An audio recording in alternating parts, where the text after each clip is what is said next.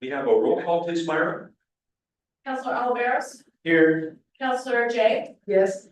Chair Chappelle, Here. Counselor Carpenter, Here. Counselor Cohen. Here. Counselor Frascavas. Here.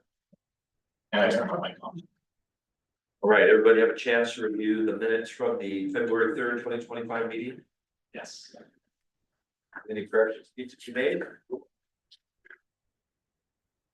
Motion to approve minutes. Second. All those in favor? Aye. Opposed? Right, motion passes. I guess we can move on past visitor and public comments and staff reports and presentations. We'll get to that. Unfinished business, so let's jump right to new business. With our public hearing. This evening, the planning commission will hold a public hearing on legislative amendment LA 2025-02 to discuss the change in the zoning map for White Oak Circle and Gun Club Road. Planning commission will make a recommendation to the city council based on a complete record, including the testimony received following tonight's public hearing. These proceedings will be recorded. This hearing will be held in accordance with the land use procedures required by the city and the state of Oregon. This is a type 4 legislative procedure. At the beginning of the public hearing tonight, staff will identify the applicable substantive criteria for the city's comprehensive plan and or state of Oregon statewide planning goals. For anyone wishing to speak, we're asking you to use the speaker cards that are provided. When called upon to speak, you must be recognized by the chair. You must state your name and address for the public record.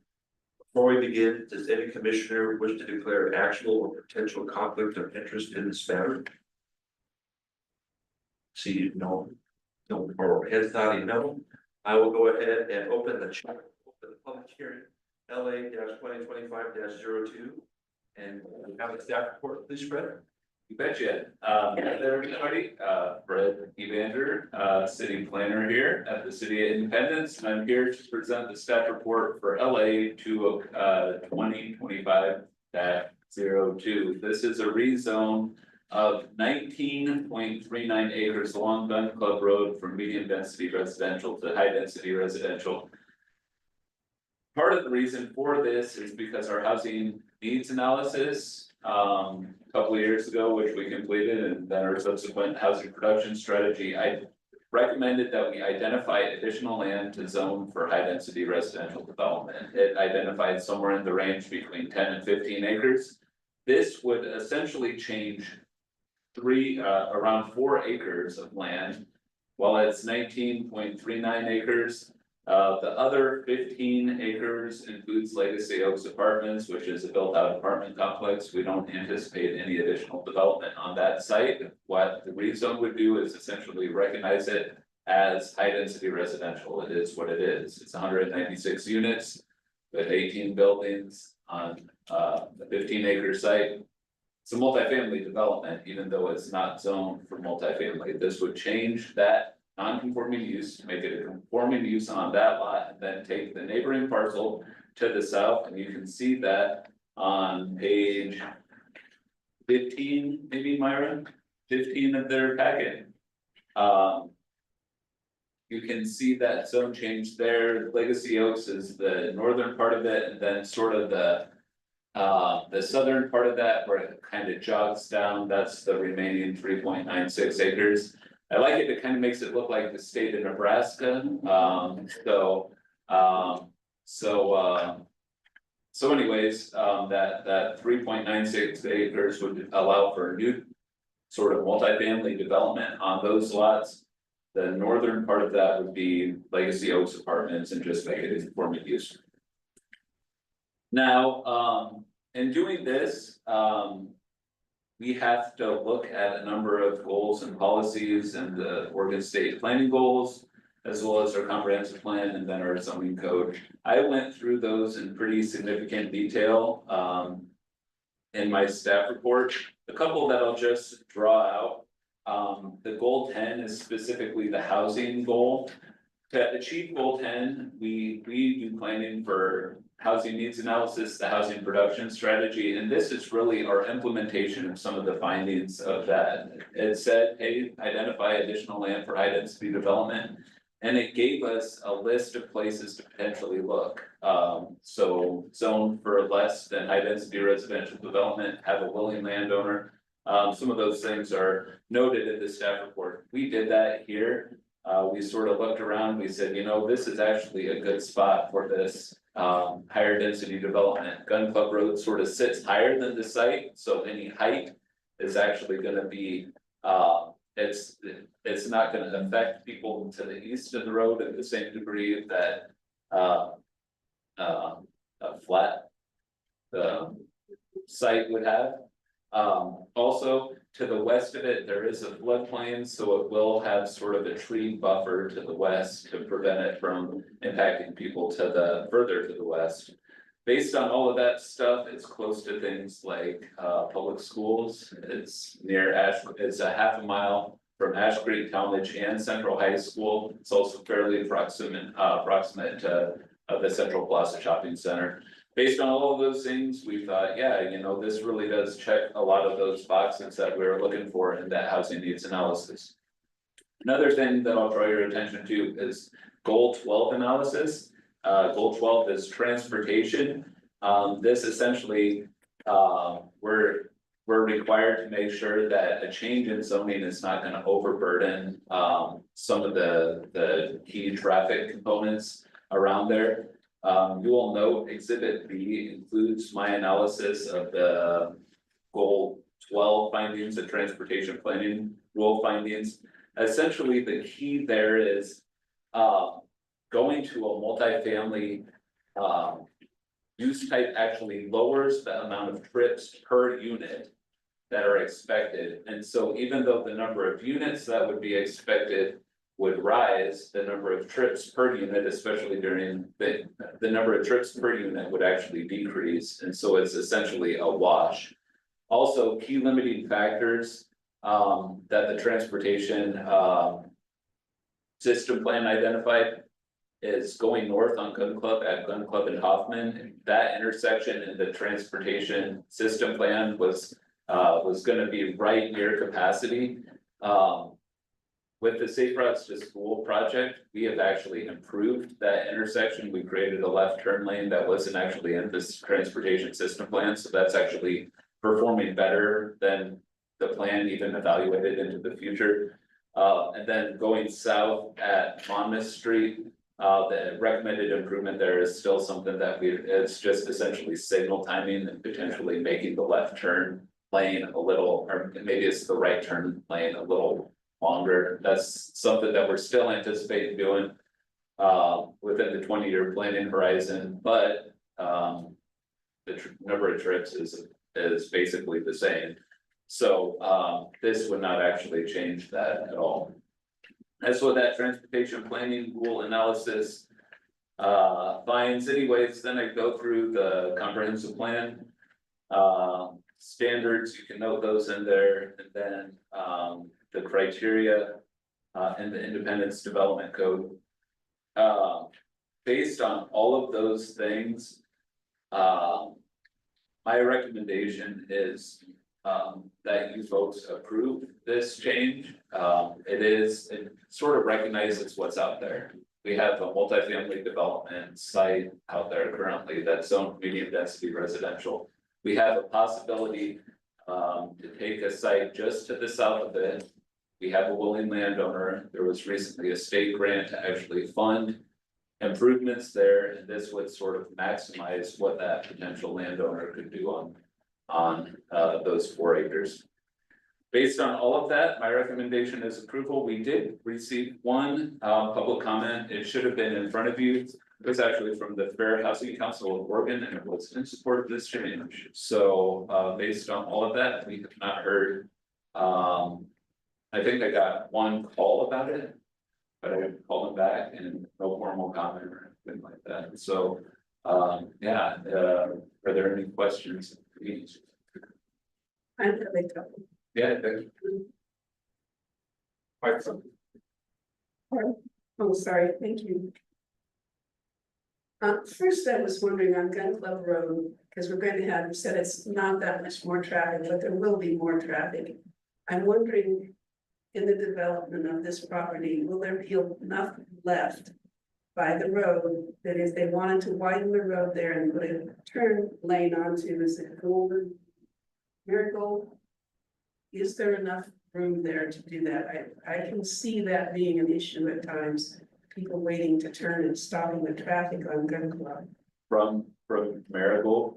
Well, on to Marigold, if you're coming from the south, you're going north and want to turn on to Marigold, you would stop traffic going north on Gun Club.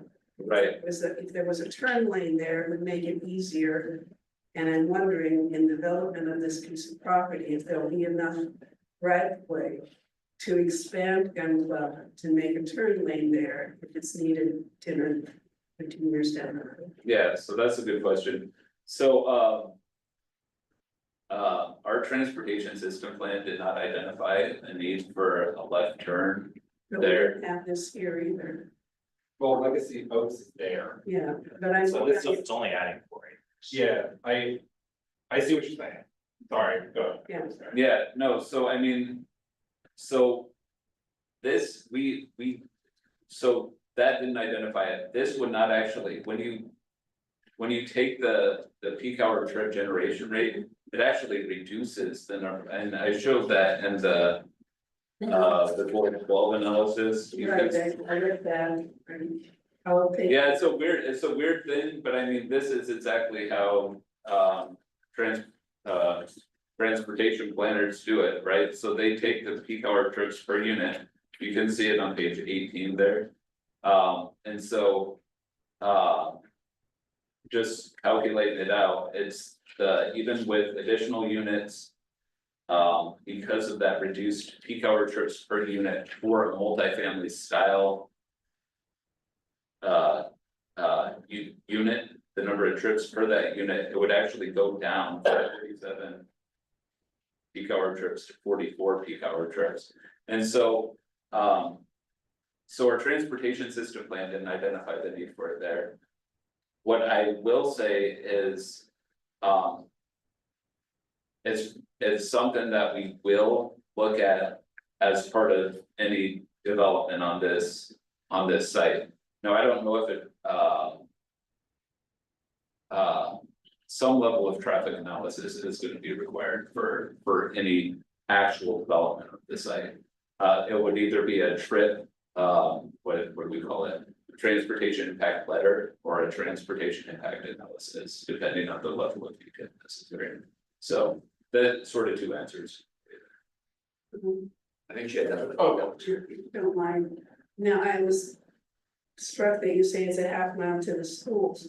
How is that half mile measured? Do you have to go out to Gun Club and up to Hoffman and around? Or can you go through Legacy Oaks? Is there a way to get through 16th through the Legacy Oaks? It's basically going up to that with Magnolia. What It's Marigold. Marigold. I always get, I know it's you got Madrona It's the street. and you got, Yeah, so I know it. so it's, I know there's two M streets, I know they're both. Does it go through, does Marigold go through to 16th? Yes, yeah. All right, I've never driven out there, so I. No, that sounds like, That's my dog. that sounds like a field trip, that we're gonna have to take. That's I wanna make sure that everybody knows. every Yeah. part of Independence. Thank you. to your point for the traffic piece. I know this is just a rezone, and so we're not addressing that. I think the bigger concern is probably another driveway. That close to a different driveway, and I think we addressed that a couple meetings ago. Yes, so I mean, so there are driveway spacing standards. Right. And even in our initial talk with the whole community development corporation is trying to develop this site. In our initial conversation with them, that was one of the things that we immediately brought up was where exactly that driveway is gonna go, because we do have access spacing standards. Yeah, there's like a fire lane, I think, on there. There's a fire lane on the south end of Legacy Oaks. What I would absolutely love is somehow if they could put those two things together, so you could get two-way traffic in and out of Legacy Oaks from that as well. Yeah. But. That's all to be still designed. Yeah.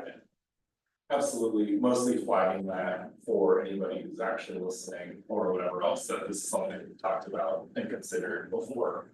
Sort of building and approving it, and also flagging that there's still any development requiring that transportation impact, Yeah, some sort of and consideration. any actual development of the site will still require public notice, so this. Public notice went out to people within 250 feet of the Nebraska shaped boundary. So any subsequent development of the 3.96 acres will go out to 250 feet from that. Yeah. So there will be an. And have a sign. And have a sign on the site, yeah, Proposed. exactly.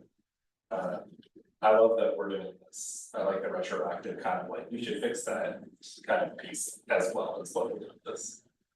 Okay, Sally? Fred, I'm struck by the fact that not about this particular rezone, but the fact that we have 15 acres that were developed at a higher density than what the zoning is.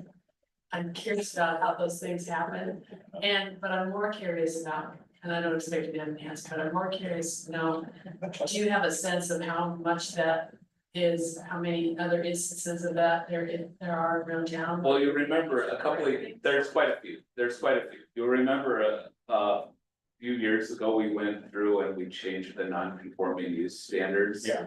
And the reason that we did that was specifically, we recognized that there was a whole bunch of these apartments in lower density zones. And I could point across the street closer to Ash Creek, there's. What's the one that Natalie lives in? Creekside Meadows.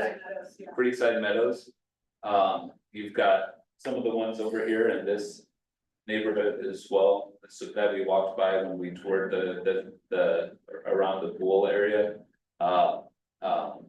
You've got one out at if you ever drive down 8th Street, which is like an old alley, there's 2 4-unit complexes there. Those are in a lower density zone too. There's a bunch of them. There's absolutely a bunch of them. This one. Originally, I thought it makes sense to go through and just rezone a whole bunch of these. I feel like this one in particular is the most obvious because Legacy Oaks is probably our second biggest apartment. It's probably our third biggest apartment complex now that it's our second biggest apartment complex. We got River Place.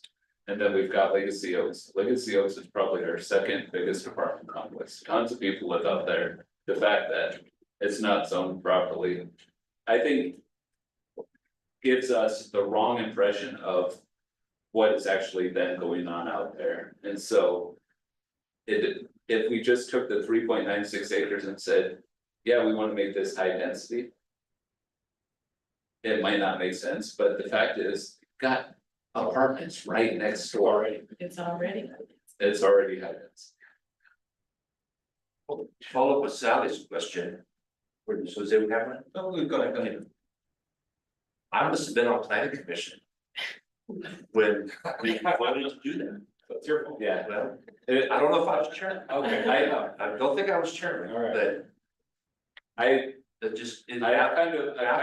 I've kind of looked back through the files and I don't quite understand how it happened.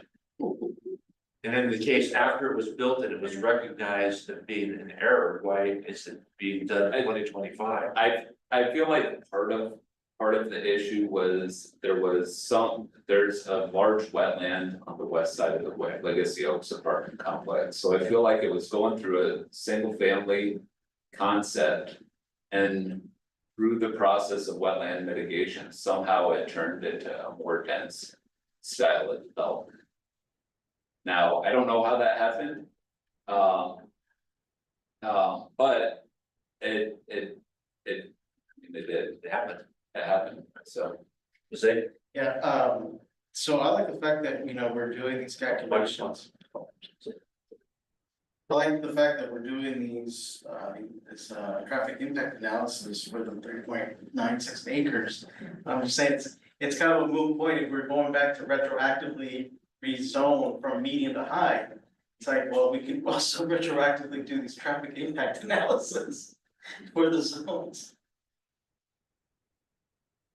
Yeah, so I mean, our transportation system plan definitely did recognize that Legacy Oaks Apartments is there, and it did. And I mean, it analyzed what existed on the ground. All right, any other questions? I'd go ahead and move to approve.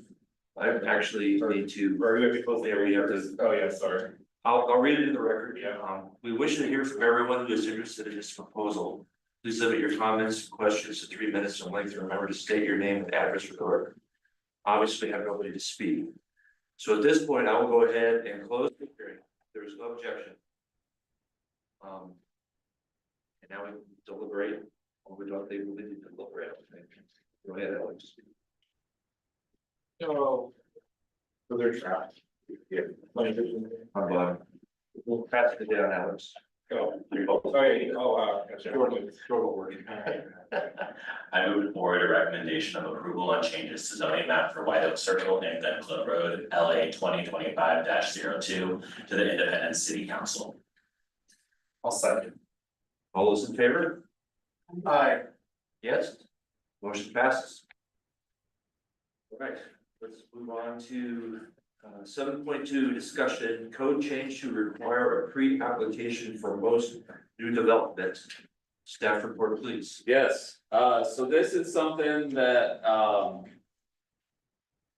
that we feel like is perhaps long overdue.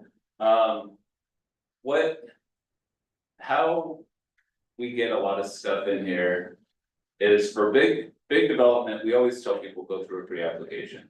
And in the pre-application, we tell them as much as we can about this part of their project, you know? So this, you're gonna be dealing with this amount of SBCs, you're gonna need to go through these approvals, you know, all this sort of stuff. What we don't do though is for the small builder coming into an infill lot or trying to do something smaller, you know, rehabbing the home, potentially dividing off the lot, right? Stuff like that invariably takes far more of our time than it should. And so what we've realized is perhaps we should be requiring a pre-application for more activities than we currently are. And we feel like ultimately, in the long run, it would save us time. Right, so you have somebody trying to do something, I wanna do a minor partition with my land, or I wanna. Put up one industrial building on an existing lot of record. We would invite them in. We would have the fire marshal in the meeting, city engineer, potentially the public works director, the building official, and myself, all in a room, and we'd say, hey, you know, you need a fire hydrant. Hey, you know, your SBCs are gonna be this amount, hey, these are the improvements that are gonna be necessary for the right of way. We feel like if we can address those things up front, potentially people are not gonna pull the trigger on that project. And get discouraged down the road, or they're gonna not be surprised when we go back to them and say, hey, you know, actually, we're supposed to do this. We keep on seeing circumstances where people get down the road with a project a ways, and then we're going back to them and saying, oh, actually, you know, you're supposed to be doing this as well. So we wanna essentially cut that off at the pass, and especially for smaller projects. Now, our pre-application conference currently costs $300. We feel like that's inordinate for some of these. We feel like for the smaller ones, we could probably charge something like $100. But it will ultimately save staff time in the long run, by getting the comments out earlier, rather than later. So based on that, that's what we're essentially proposing. You'll see just a draft of the language that we're thinking about on page 23 of the package. You'll see that it says pre-application is required, and it essentially says basically everything except if you've been in a subdivision or you're building in a subdivision that's been approved within the previous 5 years. Or as an accessory, as a small accessory structure. Basically, everything else would require a pre-application. Now, some of the things that would go through a pre-application process would not be subject to an addition, a later land use approval, but still, we feel like it's an important thing to identify these things up front. Some people just require a building permit, but it might trigger things like infrastructure improvements. We want them to where before they pull that building permit, they start working on the building, then all of a sudden, hey, you realize that you've got to do infrastructure improvements as well, or whatever. it may be. So. Alex? Okay. Oh, please, yeah. I just wonder how you're gonna catch these people soon enough. How are you gonna get the word out before they start planning or doing? Yeah, basically, if we're getting a building permit, I look at every building permit, and stuff like that.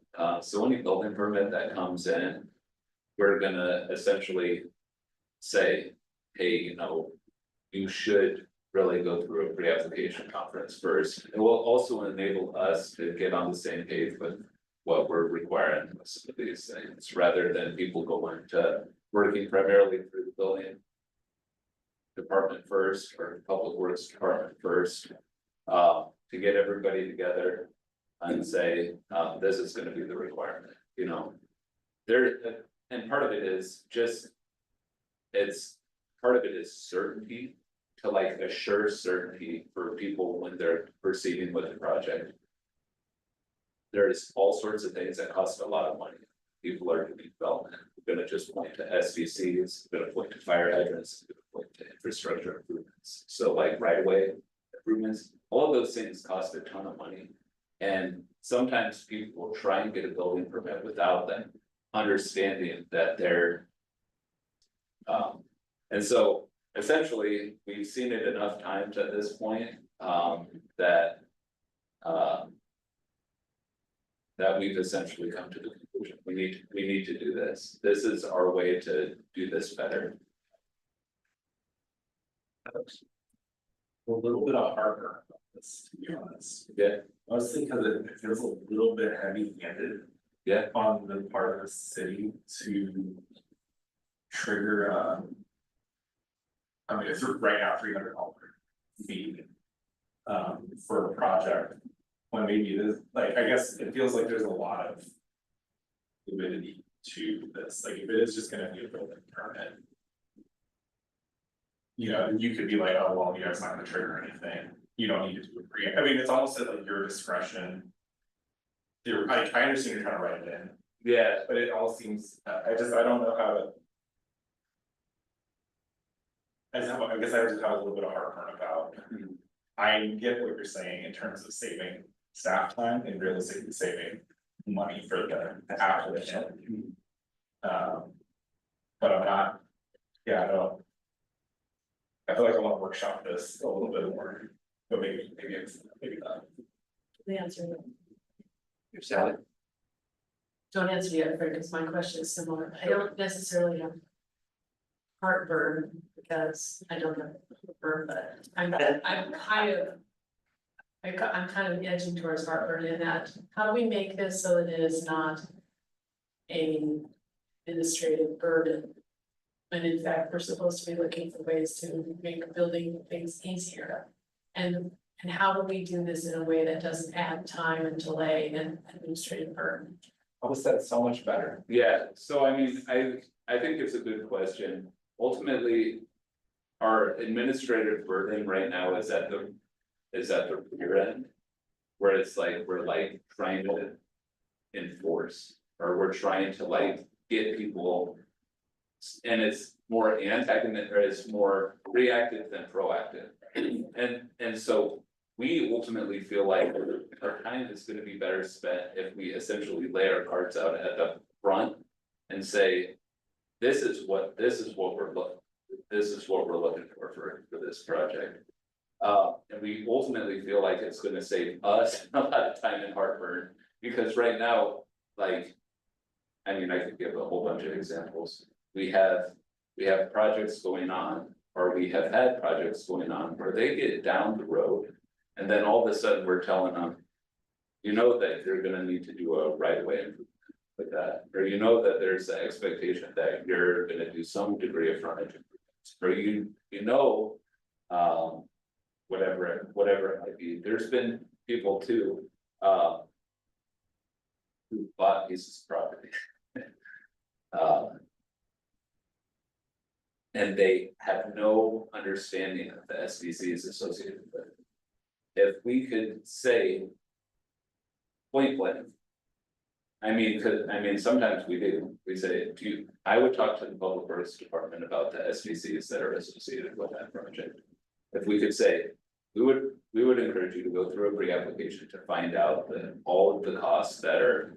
And I do say that right now, but I tend to say it for big projects, right? And we don't have a mechanism in there for the smaller project or a lesser fee, right, if that makes sense.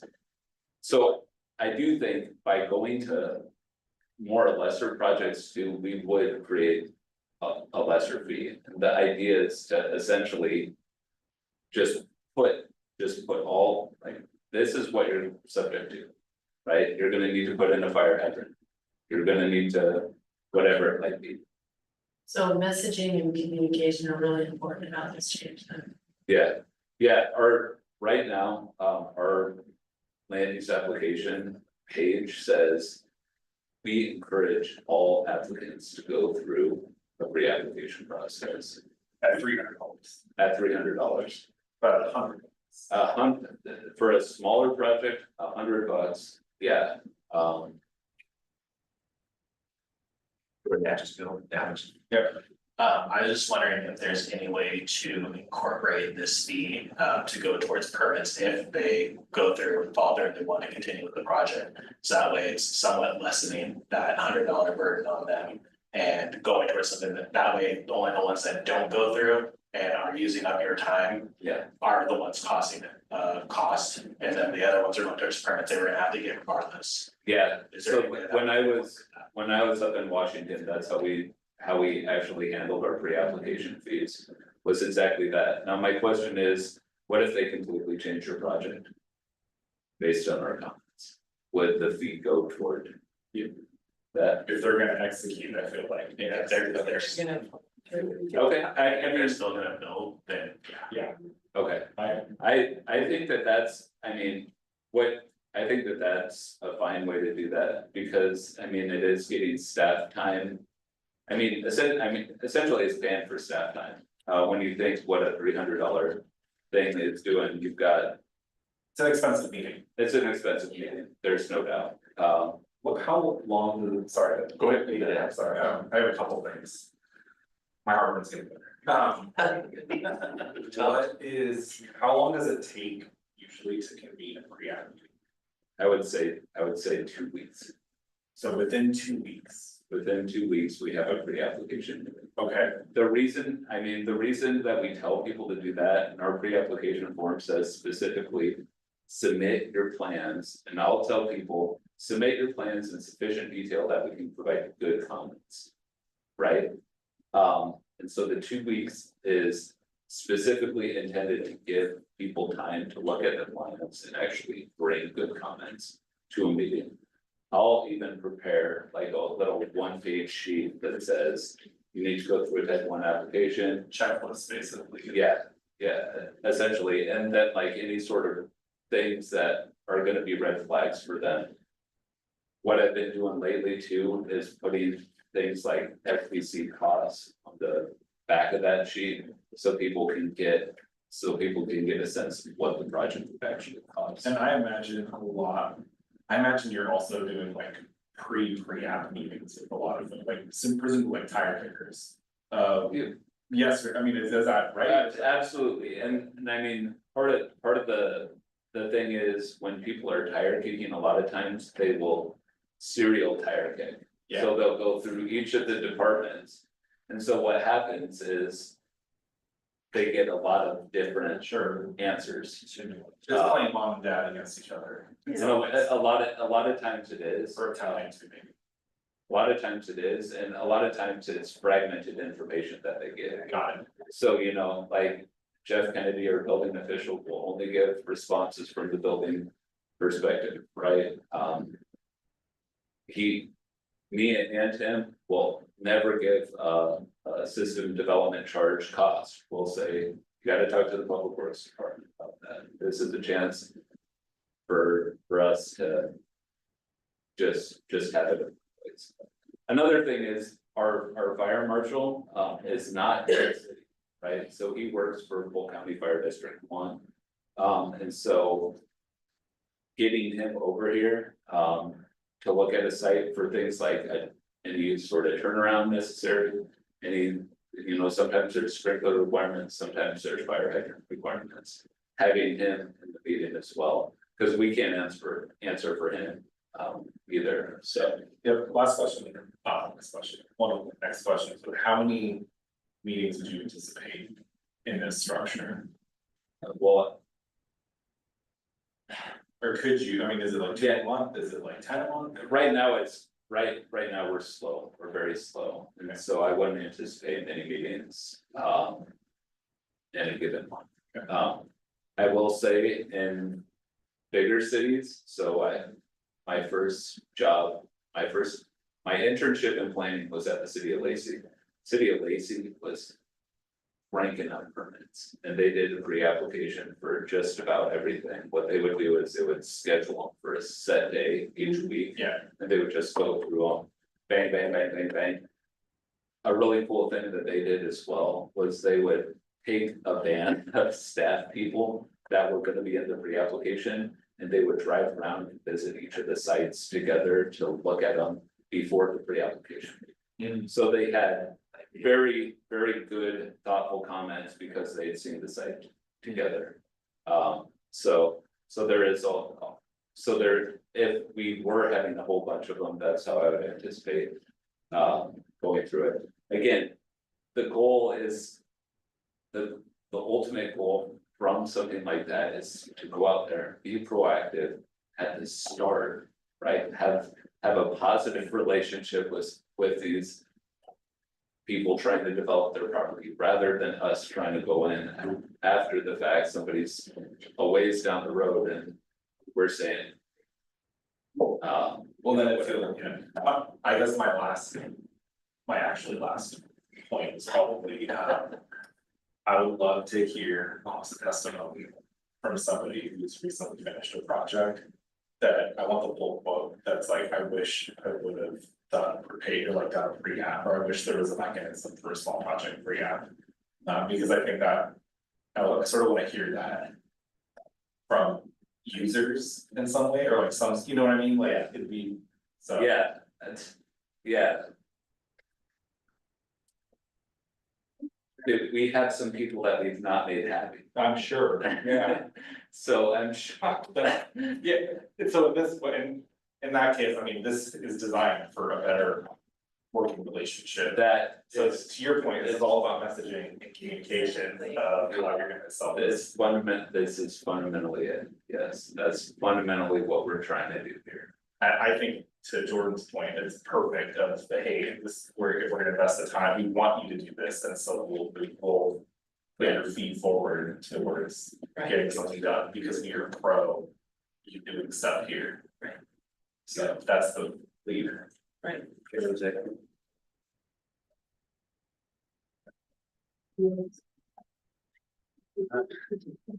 There we go. There we go. Thank you, Chair. Yeah, no, I agree with all the comments that have been made.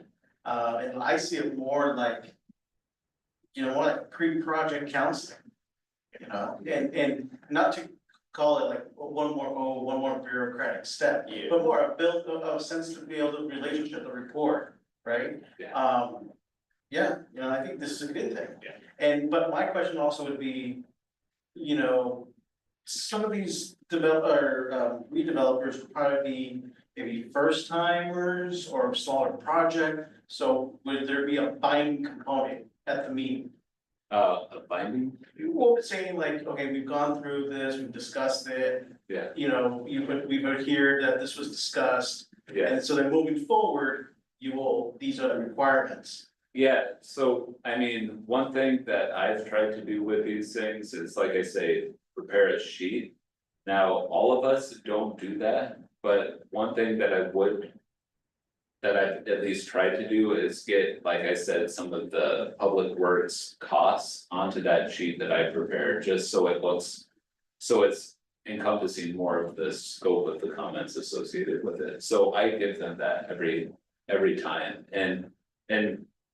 To Jordan's point, it's exactly right, when we used to do pre-applications, I would have done basically all of the analysis up front, so I could then just take it and use it in a subsequent staff report. I don't get to that level of detail anymore, but the level of analysis that I do, like, I will go back to it and be able to say, oh yeah, we're doing this type of application here, this is how I was thinking about that, you know, so it helps.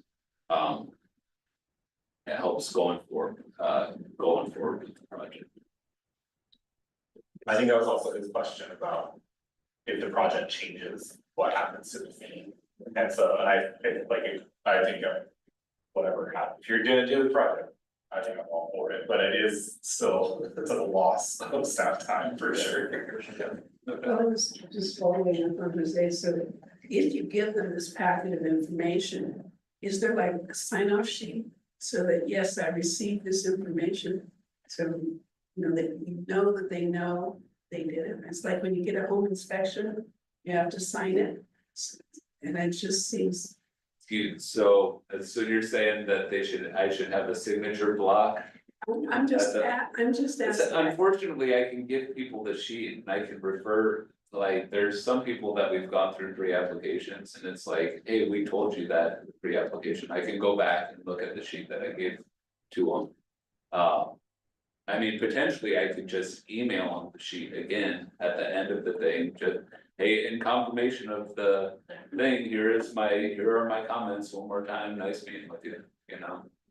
So we can point to the email and say, you got it, I don't know. Does that happen in the past where? We built a room addition in 1992. And I don't remember having any pre-application, maybe my remodeler guys did it. I would have hated to have been almost done with that, and have somebody from the city tell me to put a fire hydrant in front of my house. Yeah, for thousands of dollars. Yeah, well, for a room remodel, maybe not, but like, so I mean, an example.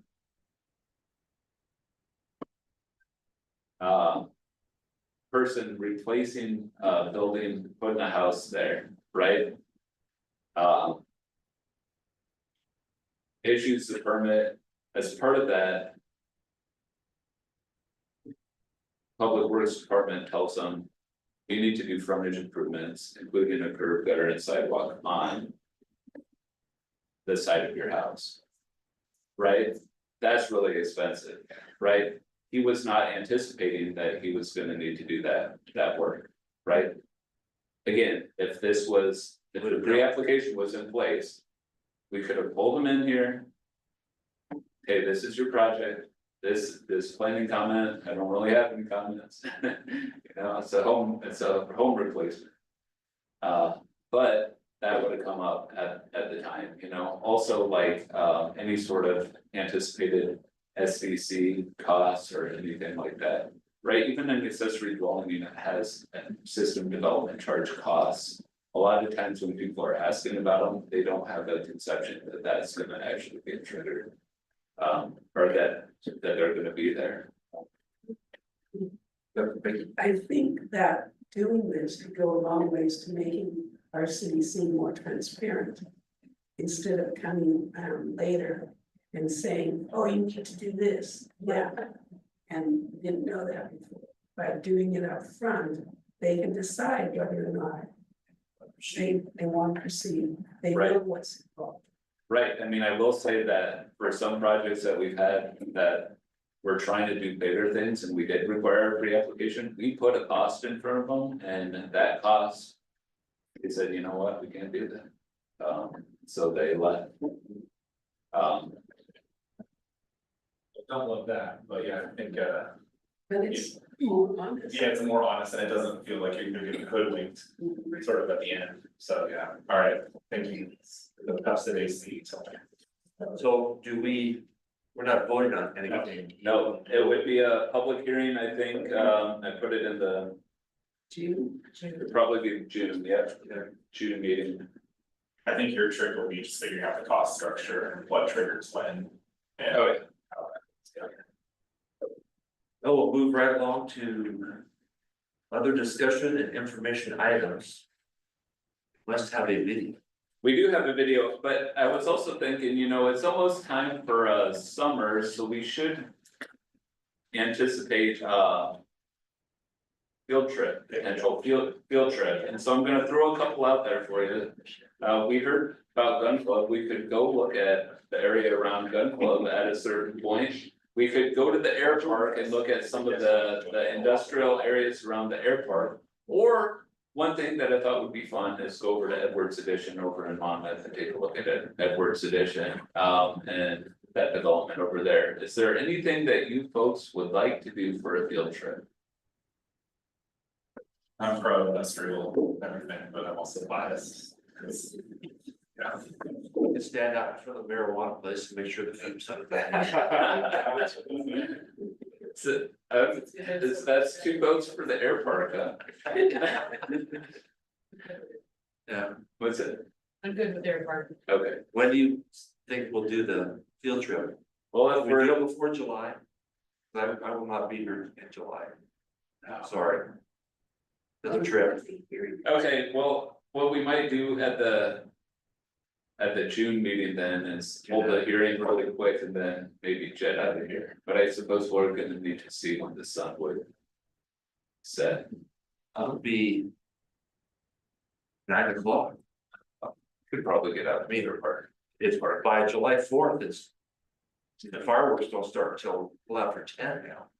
So I think it would be 9 o'clock. Just make us have a light meeting. In June. Okay, so what I could do is just do the pre-application hearing in July. Shoot for that in July and then plan for a air park field trip. In June, I'll try and find somebody that can tell us something cool about something out there. Oh, hopefully we can find something cool to see. Did I tell you guys, so back in the day, when I was working at Lewis County, one of the field trips that we up in Washington, one of the field trips that we did was of East Lewis County, and I worked with Tacoma Power to get a tour of the dams. As we're going up there, so we got to see them like pulling salmon out of the fish ladders and stuff like that. We got a tour of and the bowels of one of the dams. It was just so cool. It was what a really neat thing. So I don't think it will be that cool. Well, it might be if there are fumes are coming out of that plant. But maybe we can see, maybe we can. I'll bring some Doritos. It would be nice if you could find someone who has some history. What's that? It would be really nice if you had someone we could tap for history of, of what used to be there and what's being done now in terms of the industrial industry in that area. Speaking of which, what happened to the hot tub place? I mean, it's not even there anymore. Yeah, they sold, they got bought by private equity. And consolidated. They've been, Oh, okay. Well, I guess we can move on to the video. Yeah, okay, so for a video, I got two options for you. One is about paper bricks on roads. The other is about modular housing. Which would you prefer? Modular housing. The paper brick one is pretty interesting. Okay, so we got two paper bricks. Two modular housing. Modular I'll housing, do modular housing. okay. Let's go. Chair President. We won't watch this whole video, but you can watch the whole video at some point if you want. We're gonna stop it at about 7 minutes.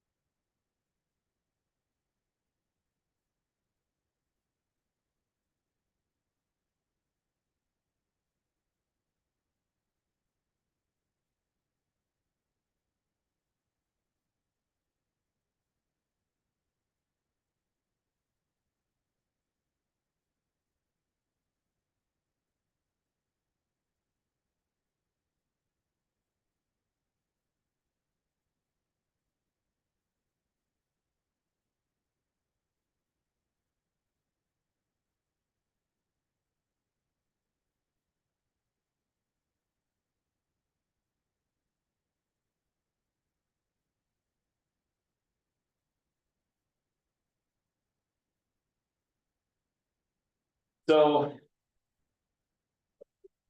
So I don't know, I think that that's an interesting. Video for a couple of reasons. One, I do think it's really interesting, the labor productivity graph. We were talking with the Missing Middle Fund a couple of years ago. One of the things that struck me in that conversation is that construction doesn't innovate very much, and part of the reason is because you have a whole bunch of small outfits just sort of doing their own thing. They do what they've done forever, right? They're not thinking together about, wait, how can I do this better or anything like that. I think it's really interesting though, too, just the analysis of how that's a good thing for being able resilient to be able to scale up and scale down and be decentralized, but I do think it also sort of shows just some of the challenges of actually trying to innovate in housing. So are there any, that's part of the reason I thought that was a pretty good video, are there any thoughts that you folks had about? Well, it's a four-pronged problem. There's no silver bullet. There's no silver bullet. It's labor, it's financing tools and instruments. It's not just It's land costs. yeah, exactly. Bureaucratic, All the people go through pre-application conference. Yeah, right, that $100 piece. Any thoughts, any things that were interesting that you folks thought from that? I just wondered, you know, when years ago, there was so much formaldehyde in the Crestwood board that went into pre-made modular housing. Is that gone now? Are they doing it differently? Are they using real wood, or are they using different binders, or what are they doing?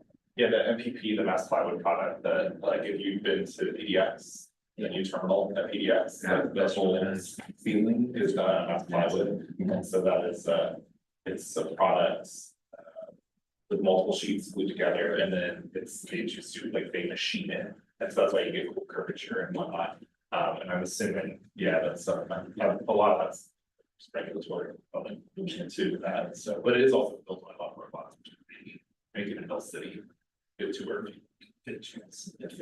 Yeah.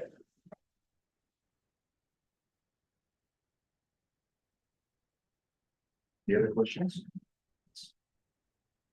Watch paving sounds nice. If anybody has if anybody comes across an interesting planning related topic, go ahead and send a video and I'm more than happy to show. We're more than happy to show other videos as well. Right. I'll make a plug for everything that Peter Dibble has done. He's a documentary filmmaker that puts on YouTube. He's from Portland and he does planning videos around Oregon and how Oregon was designed. So he did one around Salem for the Parkway and how the highway system was supposed to work. And then he's done other ones around Portland about there's a few different stubbed freeways that never got completed. They were really fascinating. He just did one about nuclear. I can't remember which, but anyway, he's got lots of great stuff. I'd really like to actually have him come talk and I'd love to go to that lecture, so. They're much too long to show here. I know. Got to do a planning commission screening. A stub freeway, that's, And well, they never finished them. I mean, was it a freeway that just had like a Yeah, there's, barricade with there? yes, so the west, yes, yes. Don't go anywhere. Yeah, the west side of Portland was supposed to have similar like 205, like corollary, and never got done, and also. The way that interstates got punched through the center of cities. Yeah. Portland fought, well, some fought some of it successfully and other parts not so successfully. And yeah, he does all these great historic sort of things. What's his last name? Dibble. Yeah, I'm big fan. Yeah. I've sent those videos to Fred a few times. Oh, yeah, it's true. Hey, it's Saturday morning, what are you doing? Fred, I have a question, change the topic a little bit. Yeah, Are you keeping track of what's going on in the legislature with housing bills this session? just a little bit. Any big surprises coming our way? I hadn't seen anything recently. Yeah, I mean, I wrote some, I was hearing about stuff today, let me just remember, what I wrote down. There's one in particular. They're looking at how middle housing is gonna be regulated and they're gonna go through a new rulemaking process to analyze middle housing.